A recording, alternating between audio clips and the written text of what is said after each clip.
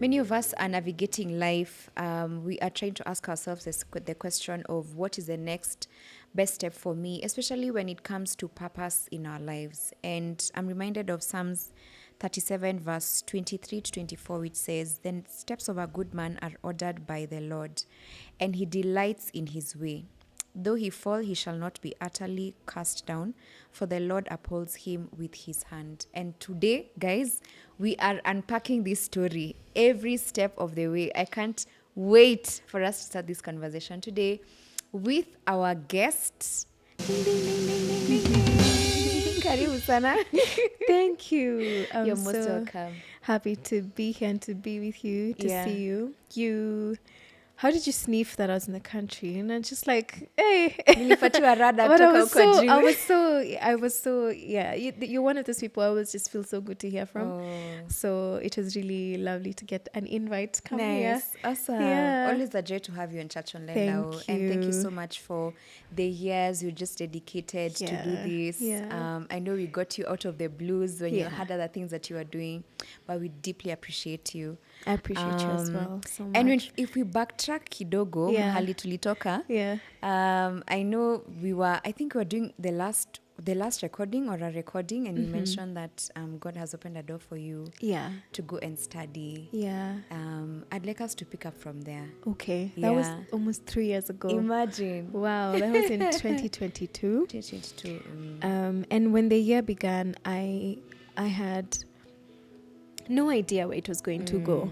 So maybe just a bit about me in case I'm new to someone. Okay. At that time in 2022, I was at national media station at Citizen doing Bambika. I was a TV host. I had just completed my attachment because I am a nutritionist. Now I'm more than a nutritionist, but yeah, I am still always will be a nutritionist. And I just completed like my formal internship to get my license in 2021. Nice. So in 2021 I'd finished, and then I was still on the TV station, and I was on CCO with Carrie. What else was I doing? I was doing a lot of things, and I was so fulfilled. Nice. I was so happy. I was in a really generally good space in my life. And as the year began, when I was thinking about what next as it pertains my career, because yes, media is a career, but for me in my journey, where from a young age I developed a really keen interest in human health. I knew human health for me is my career. So everything else kind of like almost crept up on me on the back of the music I was doing, because I'm a musician as well. So along the way, many people like you guys believed in me and felt that I could do much more than the music, and that's how I ended up in media. But for me, in another life, I'd be like a doctor or something. Really? No media personality. So I did nutrition, and I absolutely love it to this day. So in the beginning of the year, I was like, I want to build on this nutrition thing, because I don't feel like I've arrived fully at what I want to do, because with what had kind of sparked that, and even as you're talking about the next best step, I think it's truly about being in tune with the deepest part of who you are, because that is where God speaks the truths of your life, the convictions you get, the things that just tug at your heart. And in 2021, when I used to work at I'm a Thika girl. So I looked for an internship center close to where I live. So it was in Juja, and a place called Gashororo, which is like a slum area. So that's where I did a 1-year internship.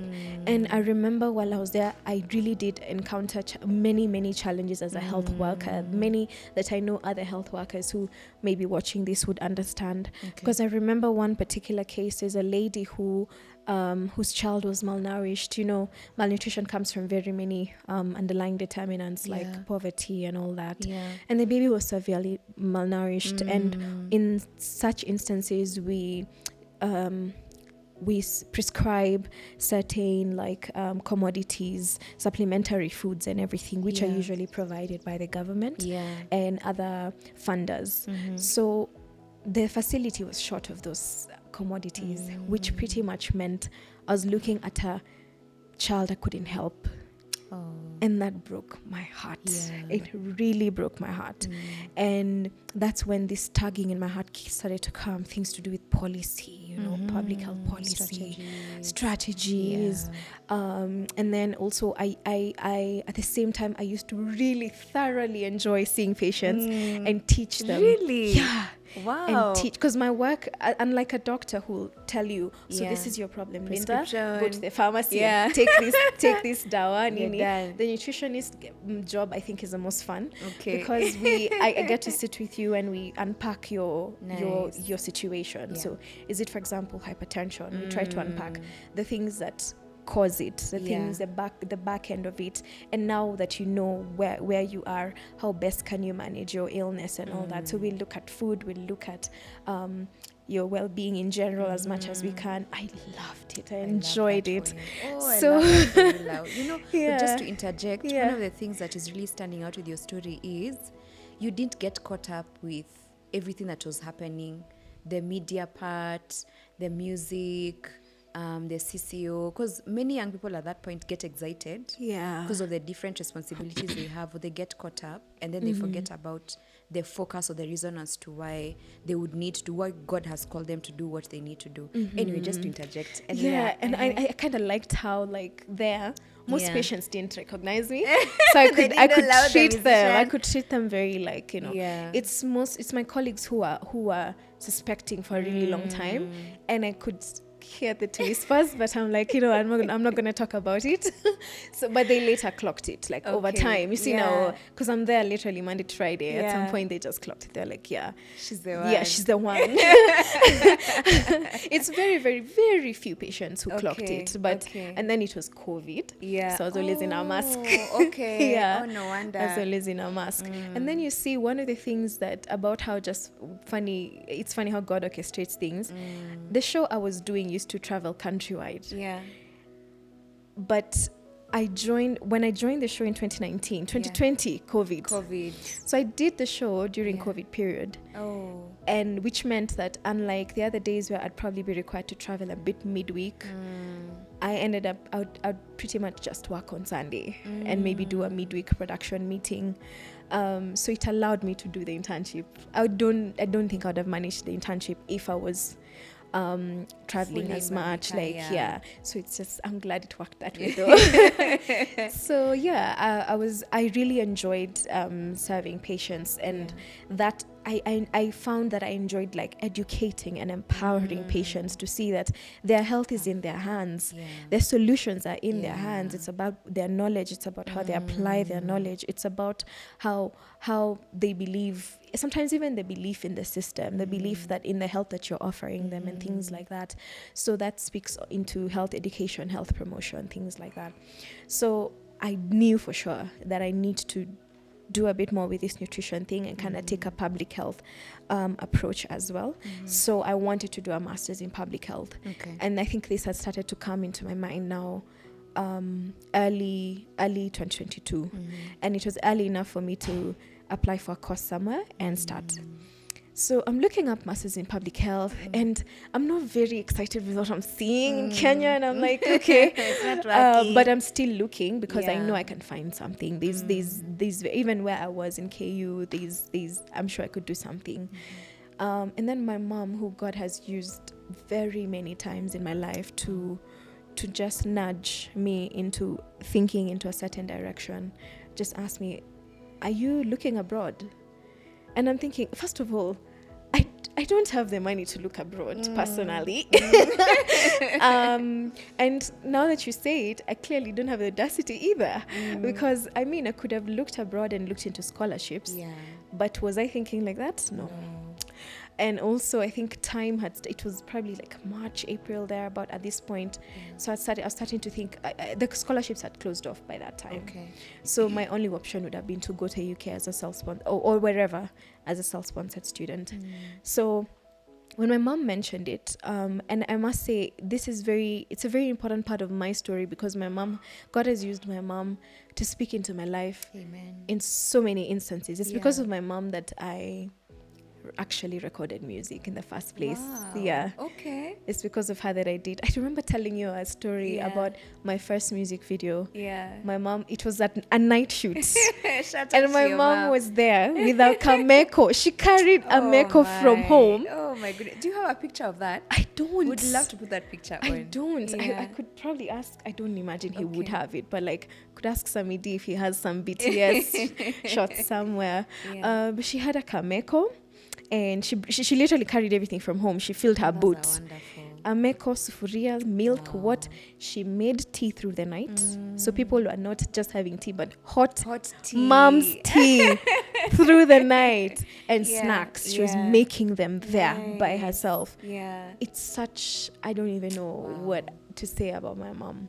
So, and even when I did, and she's the one who was like, after a few songs, she was like, why don't you just finish and do an album? Yeah. I did an album because of my mom.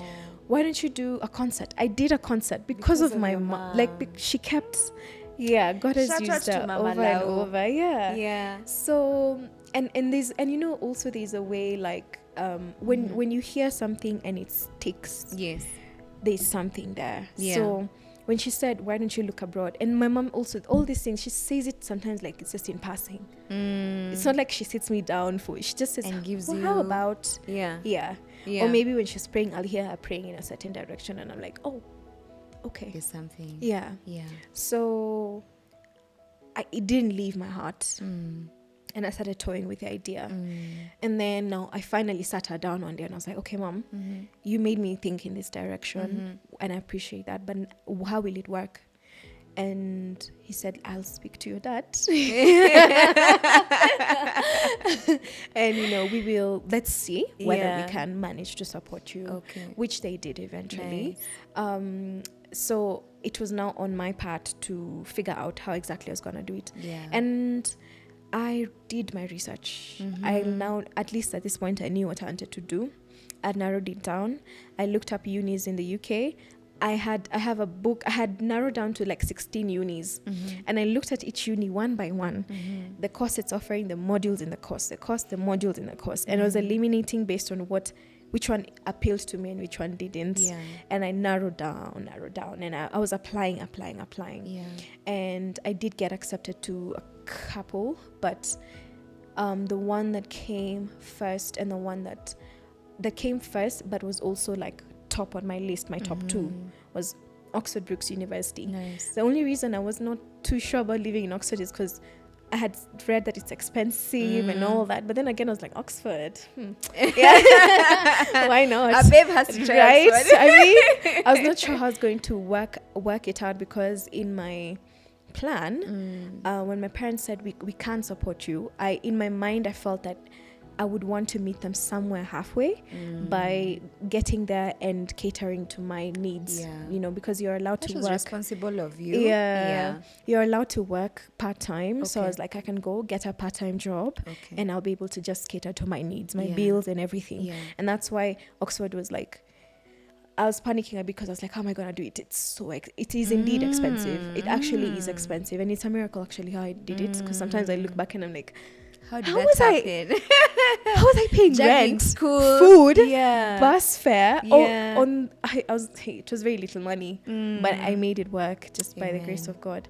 So and off I went to Oxford. It was goodbyes and tears, you know, saying bye to Linda and Timeless Noel and Gigi and everyone. And it was a new and very nerve-wracking experience for me leaving, because I am also a product of I've known consistency all my life. I've lived in the same house for like 20 plus years.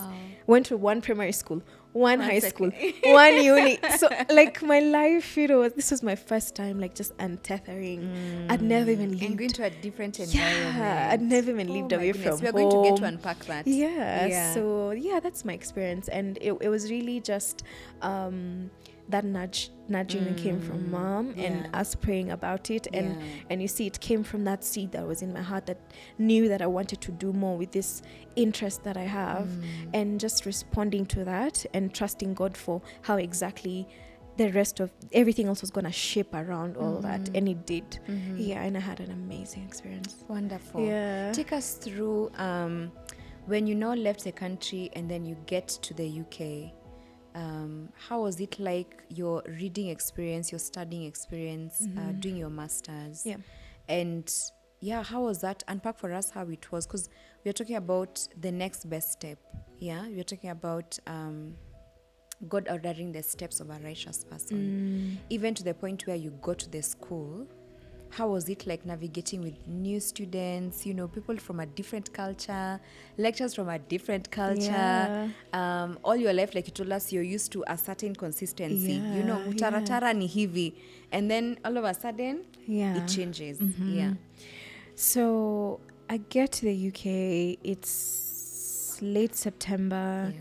So the first thing that hits you is it's autumn, but it's like 16 degrees at 3 p.m., which is like the hottest time of the day, right? So very hot. I'm like, why? Mimi, I don't know. Ulienda na vitu za baridi? No, because I was advised to just buy them there, and they were right. Yeah, okay. because when you buy there, they're warmer and they're better suited for that weather. Yeah. So, and then also you don't want to like overload your luggage and all that. So it was me and my 2 suitcases and a carrier bag, and off you went. Yes, and off I went. Yeah. And I remember just landing in Heathrow and really, really strongly feeling. And this might be a very interesting thing to say, because this whole experience is definitely, it's a thing of joy. But I could feel that I was in a new season and it would come with challenges.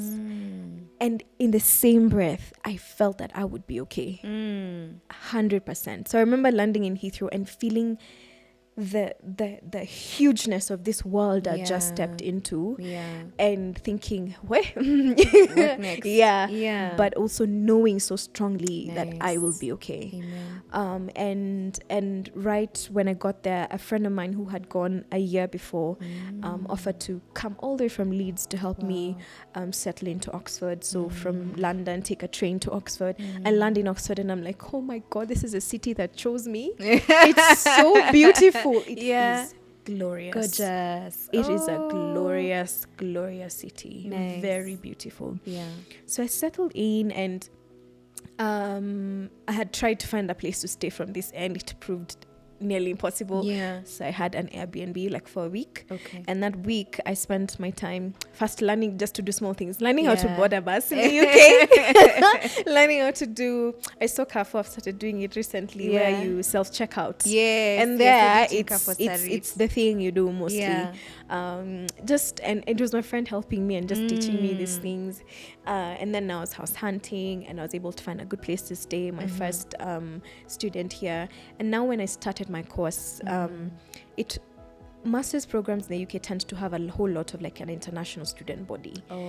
So it was a lot of other Africans, especially Nigerians. I was the only Kenyan in my class. And I thoroughly enjoyed my master's. I love it.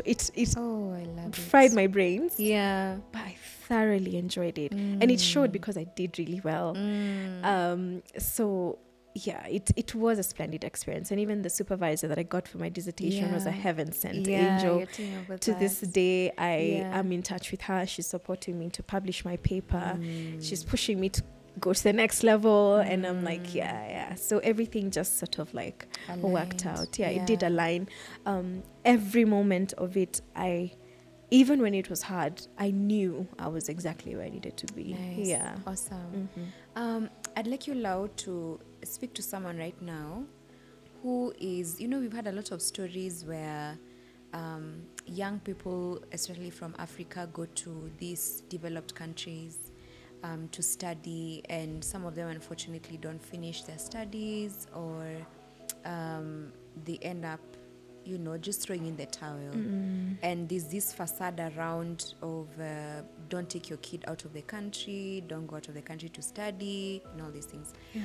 What would you tell somebody who, like your story, they've had the conviction from God, they've sensed that this is the direction they need to take, and they're wondering, what is the next step for them?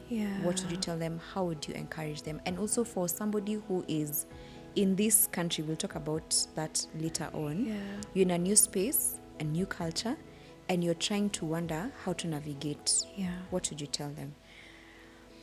Truly, from the bottom of my heart, I'd say, in life, it's not about results. It's not about outcome.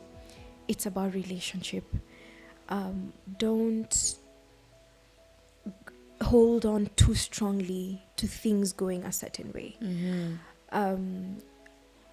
If there is a tugging in your heart in a certain direction, saying, start a ministry, saying write a book, further your studies, marry this person, in your moments of silence, in those moments where it's just you and God, in the deepest part of you, where the one above who created you, the one who knows you more than you even know yourself, that part where you connect with God is where your answer lies.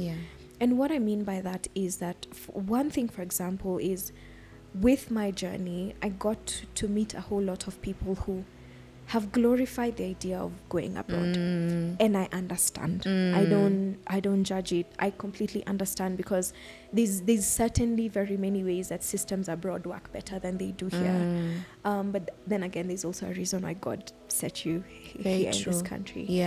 And so going abroad is not a good thing. It's not a bad thing. It is just a thing. But is it your thing? Is the big question, right? So I think the thing that I have found is responding to that tugging and letting God shape the rest of the things around how it works. Because it simply started with, I want to further my studies. I was not like, I want to further my studies and it has to be abroad and it has to be, even when the abroad thing came up, I am the one who felt led to UK and stopped looking like elsewhere. I was like, I think I want to go UK.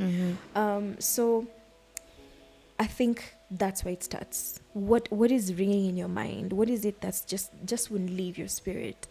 Something that you feel you need to do. Hold on to that thing and ask God to guide you. Because if it's only about outcomes, then so many of us can just get outcomes. Very many people are getting married to tick the box. Very many people are taking certain jobs or applying for certain jobs to tick the box. But are you truly fulfilled? You will only be truly fulfilled if you're taking on something that is coming from the deepest part of you and has been shaped perfectly by the will of God. Because the will of God also preserves you in that thing. That's true. That's so true. When you eventually just respond in obedience and in what is best for you, the will of God will preserve you there. He will preserve you anywhere and through. But the thing is, like, in that place where you need to be, one of the best things you can experience is going through a challenge and knowing, you know what, I am like Daniel in the fire and I'm exactly where I need to be to the glory of God. So that's what I'd say. Just let God shape it and be patient with it. Well, guys, you've heard it. Let God shape it and be patient with it. In the next episode, we'll be looking a little bit more about this story for culture and faith when it comes to us young people going to different environments and how that looks like. Parting shot, Lau? Oh, okay. Parting shot. I would say, I think I'll just reiterate that. Okay. Yeah. Okay. Listen to that tugging in your heart. Trust it and be very patient with it. And if you can just surrender your life to God and surrender to that relationship with Him, it's so freeing, because you don't have to grip on any outcome. I want to have this by the time of this age, by what those things, they bow down to at His feet. Literally. Nothing matters more than just being in exactly where you need to be, as God has willed for you. Amen. Perfect love casts out all fear. Yes. Amen. Absolutely. Amen. Where can guys catch you? Me? You can catch me. It's been so long since someone asked me that question. I was like, wait, Actually, where can they catch me? I'm at Karwirwa Laura on all social media platforms. Awesome. Yeah. Thank you so much, Lau, for joining us today Thank and just sharing what God had put in your heart. Can't wait for the next episode, guys. Please tune in on CITAM Church Online. Until next time, God bless you. Bye.